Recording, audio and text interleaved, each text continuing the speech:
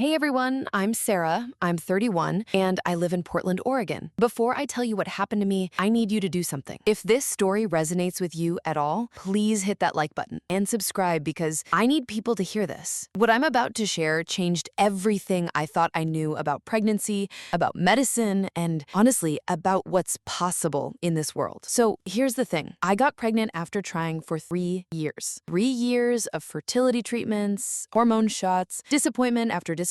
When I finally saw those 2 pink lines on the test, I cried for like an hour straight. My husband, Jake, was over the moon, calling everyone we knew. But from week 1, something felt off. Not morning sickness off, not tired off, something deeper. It's hard to explain, but it felt like my body was hosting something that didn't quite belong there. I know that sounds crazy, but hear me out. The first weird thing was my food aversions. I couldn't stand the smell of cooked meat, which was normal enough, but I also couldn't handle the smell of flowers. Any flowers. Roses, daisies, even the fake ones at the grocery store made me nauseous. Jake thought it was just pregnancy weirdness, but I'd never heard of anyone being repulsed by flowers. Then there were the dreams. Every single night I dreamed about forests. Not beautiful, peaceful forests. Dark, ancient ones where the trees seemed to be watching me. I'd wake up with bark under my fingernails, which I initially blamed on my garden work. But when I stopped gardening entirely and still woke up with dirt and bark embedded in my nails, I started to worry. My OBGYN, Dr. Martinez, was this sweet older woman who delivered half the babies in Portland. When I told her about the dreams and the strange aversions, she just smiled and said, "Honey, pregnancy does wild things to your brain. It's all those hormones." But I knew this wasn't normal hormone stuff. This felt like intentional, like something was trying to communicate with me through my subconscious. At 8 weeks, we had our first ultrasound. I remember being so excited that I couldn't sleep the night before. Jake took the morning off work and we drove to the clinic holding hands like teenagers. The ultrasound tech was this bubbly young woman named Jessica who kept talking about how this was the most magical moment for couples. She squirted that cold gel on my belly and started moving the wand around. "There we go," she said, pointing at the screen. "There's your little bean." And there it was, this tiny flickering heartbeat that made Jake tear up immediately. But I was staring at something else on the screen. Around the baby, there seemed to be shadows. Not just the normal dark spaces, but shapes that moved independently from the baby. I asked Jessica what those dark areas were, and she said, "Oh, that's just normal fluid and tissue, honey. Everything looks perfect." But as she moved the wand around, I kept seeing these shadow shapes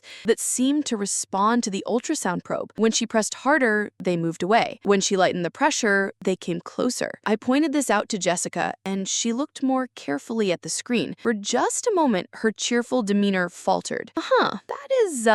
Let me get Dr. Martinez to take a look." Dr. Martinez came in and studied the screen for a long time. Too long. Finally, she smiled and said, "Everything looks great, Sarah. Sometimes the equipment picks up artifacts that look strange but aren't actually there." But I saw her exchange a look with Jessica, and I noticed she printed out extra copies of the ultrasound images. After that first ultrasound, the dreams got more intense. I wasn't just walking through dark forests. I was running through them like something was chasing me. But the weird part was I wasn't scared. I felt protected. Like the forest itself was guiding me away from danger. I started craving raw foods, not like sushi raw, but actually raw. I'd catch myself wanting to bite into raw potatoes, raw carrots, raw mushrooms. Jake found me at 3 a.m. once, eating a raw sweet potato like an apple. "Sarah, what are you doing?" he whispered, clearly freaked out. "I don't know," I said, and I really didn't. It just tastes better this way. The strangest part was that my digestion was perfect. I should have been getting sick from eating raw vegetables constantly, but I felt better than I had in years. My skin was glowing, my energy was through the roof, and I wasn't experiencing any of the normal pregnancy discomforts. At my 12-week appointment, I'd gained almost no weight, despite eating constantly. Dr. Martinez seemed concerned, but not alarmed. "Some women don't gain much in the first trimester," she said. "As long as you're feeling good and the baby's measurements are normal, we don't worry too much." But when she did the routine Doppler heartbeat check, she frowned and moved the device around my belly for a long time. "Is everything okay?" I asked. "I'm picking up some unusual sounds," she said. "Probably just echo from your own heartbeat, but I want to schedule another ultrasound just to be safe." That night, I Googled unusual sounds during pregnancy Doppler and fell down a rabbit hole of medical forums and case studies. Most of what I I found was normal explanations, but buried in a medical journal archive, I found a case study from 1987 about a woman who experienced similar symptoms. The case study was titled Atypical Fetal Development Associated with Maternal Behavioral Changes, and it described a woman who experienced intense cravings for raw foods, vivid dreams about nature, and ultrasounds that showed unexplained shadows and movement patterns. The case study ended abruptly with a note that the patient had requested privacy and no further information was available. The second ultrasound was scheduled for 16 weeks. This time, they used a more advanced machine and a different tech, an older guy named Robert who'd been doing ultrasounds for 20 years. "Let's see what we've got here," he said, applying the gel. The image that came up on the screen was much clearer than the first one. The baby looked perfect. All the right measurements, strong heartbeat, active movement. But those shadows I'd seen before were more defined now. They looked almost organic, like they had structure. "Robert," I said, "what are those dark shapes around the baby?" He adjusted the settings and looked more carefully. I watched his expression change from professional calm to confusion. "That's unusual," he said. "Dr. Martinez, could you come in here?" Dr. Martinez studied the screen for a long time. She had Robert try different angles, different settings, even a different machine, but the shadows were consistent across all the images. "Sarah," she said finally, "I want to refer you to a specialist. Dr. Chen at OHSU is one of the best maternal fetal medicine doctors in the country. This is probably nothing, but I want to be absolutely sure." As we left the clinic, Jake was quiet. Finally, he said, "Those shadows, they looked like they were moving on their own." "I know," I said. "I've been seeing them since the first ultrasound. Why didn't you tell me?" "Because I thought I was going crazy." That night, I had the most vivid dream yet. I was in a forest, but this time I wasn't alone. Something was walking beside me, not human, but not threatening. It felt ancient, wise, and strangely familiar. When I woke up, I had the strongest feeling that whatever was in those shadows was trying to protect my baby. Dr. Chen's office was intimidating, all glass and steel with the latest medical equipment. She was a small, intense woman who listened to my whole story without interrupting. "I've reviewed your ultrasound images," she said. "What you're experiencing is extremely rare, but not unheard of. There are documented cases of what we call symbiotic pregnancy phenomena." "Symbiotic?" Jake asked. "In very rare cases, the developing fetus seems to attract or interact with environmental factors in ways we don't fully understand. The shadows you're seeing could be some kind of protective mechanism." She pulled up my ultrasound images on a large monitor. "Look here," she said, pointing to the clearest shadow. "This formation seems to be moving in response to the baby's movements, almost like it's guarding it." I felt a chill run down my spine. "Is my baby in danger?" "Actually, based on all your tests, your baby appears to be developing perfectly. Better than perfectly, actually. Your hormone levels are optimal, your blood pressure is excellent, and the baby's growth is ideal. Whatever's happening, it seems to be beneficial." Dr. Chen scheduled me for weekly ultrasounds and blood work. She also connected me with a researcher at Stanford who was studying similar cases. Dr. Williams has been documenting unusual pregnancy phenomena for 15 years. He might have some insights. As we drove home, I felt a strange mix of relief and apprehension. I wasn't crazy, but I was carrying something unprecedented. Dr. Williams was nothing like I expected. Instead of a sterile medical office, he worked out of a cozy house near the Stanford campus, filled with plants and natural light. He was a soft-spoken man in his 50s who had kind eyes and dirt under his fingernails. "He's been studying cases like yours for most of my career. You're experiencing what I call ecological pregnancy, a phenomenon where the developing fetus seems to form a symbiotic relationship with natural elements." He showed me files on 12 other women who'd experienced similar symptoms. The photos were striking. Ultrasounds showing shadow formations, women with unusual cravings, and babies who were born with extraordinary health and unusual abilities. "Abilities?" I asked. "Enhanced immune systems, accelerated healing, and in some cases, an almost supernatural connection to nature. One child I followed can predict weather changes days in advance. Another seems to understand animal behavior in ways that astound veterinarians." He pulled out a thick folder. "This is Emma's case from 2019. She experienced shadows in her ultrasounds, cravings for raw foods, and dreams about forests. Her daughter was born with what can only be described as perfect health. She's never been sick, heals from cuts in hours instead of days, and has an IQ that's off the charts." "What causes this?" Jake asked. "That's the mystery. It It seems to happen to women who live in areas with old-growth forests, who have a strong connection to nature, and who are carrying their first child after a long period of trying to conceive. It's as if the earth itself is invested in these pregnancies. Dr. Williams wanted to document my case with regular visits and detailed observations. He also gave me a journal and asked me to record my dreams, cravings, and any unusual experiences. "Sarah," he said as we prepared to leave, "I want you to know that every case I've studied has resulted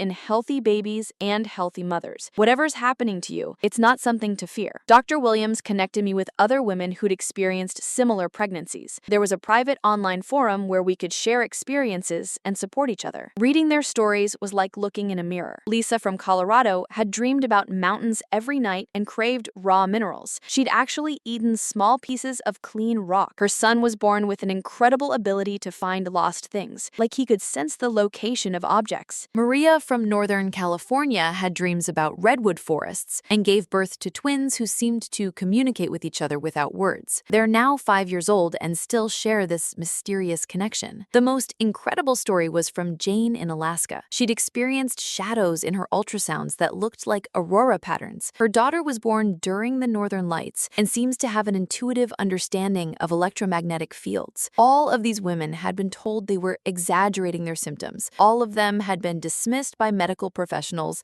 until they found specialists who took them seriously. Through the forum, I learned practical things too. The raw food cravings were normal and safe. Our bodies somehow knew exactly what we needed. The dreams were a form of communication, though we didn't understand the mechanism. And the shadows in the ultrasounds were a sign that something ancient and protective was watching over our babies. One woman, Patricia, had an especially powerful message for me. "Don't let anyone convince you that you're imagining this. Trust your instincts. Your body knows what it's doing, even if science doesn't understand it yet." At 28 weeks, I had what I can only describe as a revelation. I was in my garden, which had become incredibly lush since I'd gotten pregnant. Plants that had struggled for years were now thriving, and I'd started growing vegetables I'd never even heard of before. I was sitting under our old oak tree when I felt the baby kick. But this kick was different. It was synchronized with movement in the tree's branches, even though there was no wind. That's when I understood. The shadows in my ultrasounds weren't foreign entities. They were the baby's connection to the natural world. My child was developing with an awareness of the ecosystem around them, forming bonds with the environment that most humans lose at birth. I called Dr. Williams immediately. "I think I understand what's happening," I said. "The baby isn't just growing physically, it's developing a connection to the natural world that we've lost as a species." "That's exactly what I've been theorizing," he said. "These children aren't just healthy, they're evolving. They're developing abilities that humans had thousands of years ago, before we became disconnected from nature." That night, I had the most vivid dream yet. I was walking through a forest with a child who had my eyes but an ancient wisdom. The child showed me how to listen to the language of trees, how to feel the pulse of the earth, how to understand the messages in the wind. When I woke up, I knew my baby was going to be extraordinary. As I entered my third trimester, the shadows in my ultrasounds became more complex and beautiful. They looked like intricate patterns of light and energy surrounding the baby. Dr. Chen had never seen anything like it, and she started bringing in colleagues to observe. "The formations are incredibly complex," she explained to a group of medical students. "They seem to be providing some kind of protection and nourishment beyond what we see in normal pregnancies." I'd gained very little weight, but the baby was measuring perfectly. My blood pressure was ideal, my energy was incredible, and I felt more connected to my body than ever before. Jake had initially been nervous about the unusual nature of my pregnancy, but seeing how healthy and happy I was, he'd become an advocate. He started reading everything he could about natural childbirth and even learned meditation techniques to support me. Dr. Williams suggested I consider a natural birth in a setting that honored the unique nature of my pregnancy. He connected me with a midwife named Anna who specialized in what she called conscious birthing. "Your baby is going to be born with heightened sensitivity. A hospital setting might be overwhelming." I have a birthing center near the forest where many of my ecological pregnancy mothers have delivered. The birthing center was beautiful,